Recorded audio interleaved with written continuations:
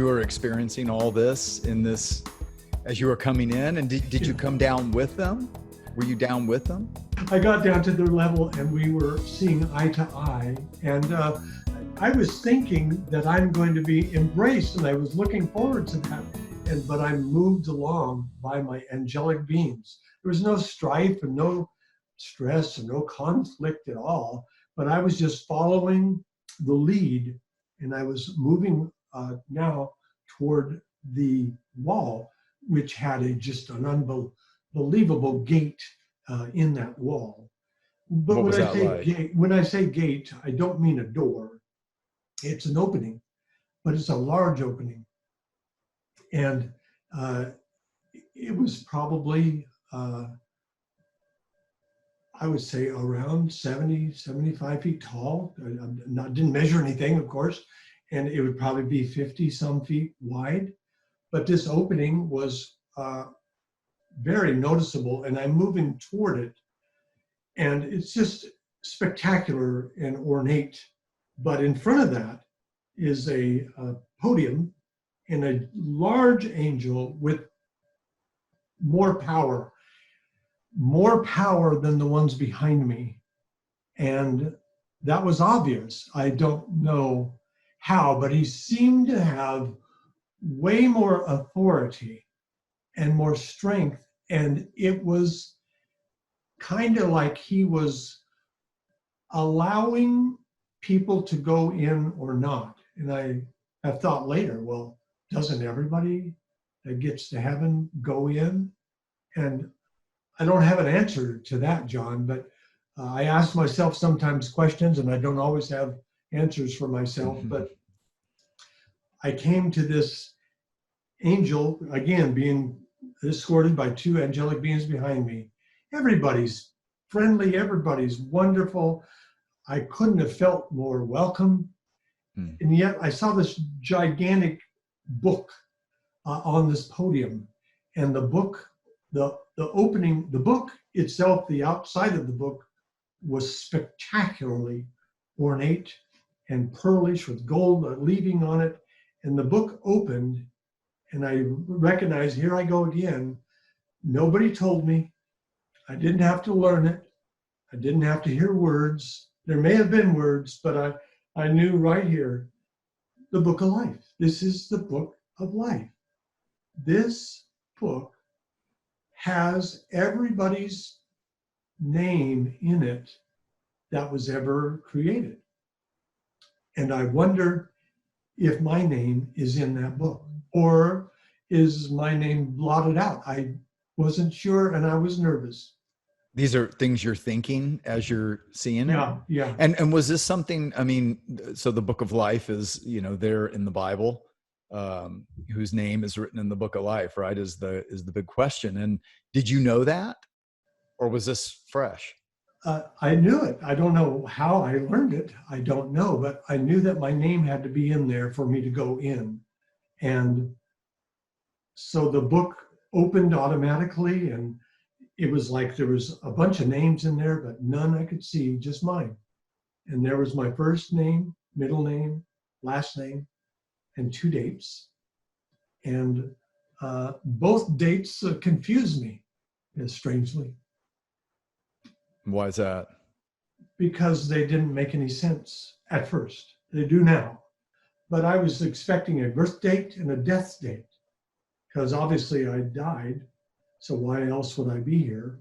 And of course, this is happening relatively fast, but I see a date on there that's in April of 1949. And I'm wondering, what's all that about? And then there's this June 29th, 1961. What's that got to do with anything? And what day is it now? I wonder what day it is. And I'm wondering, and all of a sudden, a smile, and the information comes right here that the day I was conceived, that's my day. That was the first date? It was the first date. It was from right to left, but the numbers and the things were from right to left. I forgot to tell you that. But wait, it read from right to left? Yeah. Like Hebrew? I guess, yeah. But it Were was you from reading, was it English? Was it Hebrew, or was it, what well, was it? I could sure read it, so it seemed English to me. It didn't seem like it was. There were some letters above the gate that I never did understand. They were probably in Hebrew or some other Huh. language, but But that's fascinating. So it read from right to left. yeah. And there's my date of when Dale Black, was given life. Now, does that change your perspective about abortion? You know, there's my first date when I was given life. I hadn't even been born. In fact, it's going to be about 9 months later that I'm born. And yet my birth date is not in the book. So Hmm. this was kind of awkward. But your conception date's there. My That's conception wild. date is there. And then there's this June 29th date. And it didn't take long. Remember the little image, I had this little flashback in the hospital emergency room. God probably prepared me for that, because then I put the two together. That's when I invited Jesus Christ into my heart and life. That's when I repented, which means repent means to change your mind. That's when I changed my mind and decided to live my life for God. And that's when I believed that Jesus was the Messiah. And that happened on that second date. And that was And that was June that day. 29th, 1961. You And know, I think it's important maybe just to point out is that, because hearing that, many people listening to this probably have had abortions, because many have.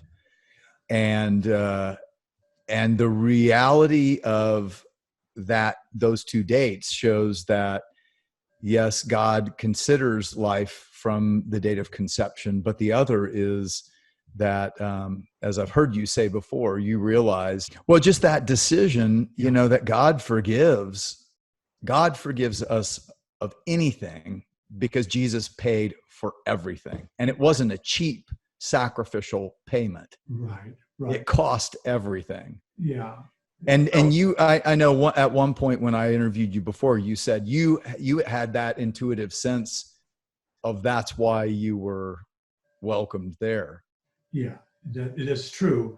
And to pick up on what you just said, which is so important, there's nothing that can keep us from the love of God except our own stubborn unwillingness to yield to Him. But His love and mercy, He's so ready to forgive. Murder, I had the privilege of helping a man who had committed 28 murders. He was a serial killer, and watch his life change in prison. And he became such a wonderful Christian man in prison, and he died, of course, gone to heaven, forgiven of 28 murders.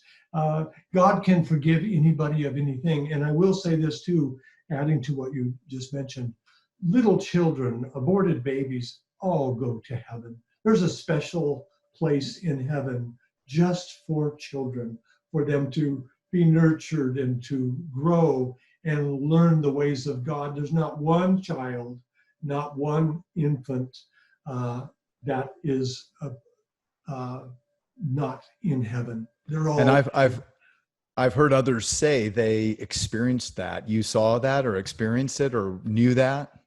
Yeah. I knew that, but I've also saw some parts of that. Interesting on the Book of Life, John, I immediately thought, why don't I have a death date here? Everything I've ever thought about was born, die, 2 dates. There was 2 dates for me, but where's my death date? And immediately, again, here comes this knowledge that nobody dies, literally, spiritually. This is, I think this is fascinating, that you can disbelieve my story, and that's fine. You can disbelieve that God had sent Jesus as his only son to die on the cross, to raise him from the dead. You can disbelieve all that. But the fact is, the truth is that your spirit will never die. You're already an eternal being. And see, that's what I saw in the book, that I knew that I was not going to be given a death date because none of us ever die spiritually, only our body dies. So on earth, we have tombstones with a death, sure, a date. But in the spiritual realm, there is no death. It doesn't matter if you live for eternity with God, there's no death date. Or if you live for eternity, unfortunately, in hell, there's still no death date. So there's not even a column in the book of life for the date of death. So I thought that was interesting.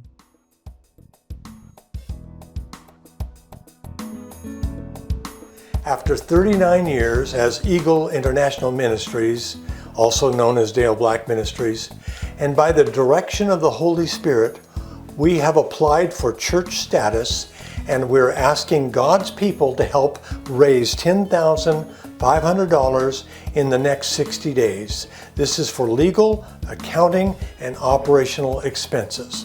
When this has been reached, we plan on going live stream with an online church preaching God's uncompromising word live on Sundays. You'll be able to hear God's word for the last days remnant church from the comfort of your own home.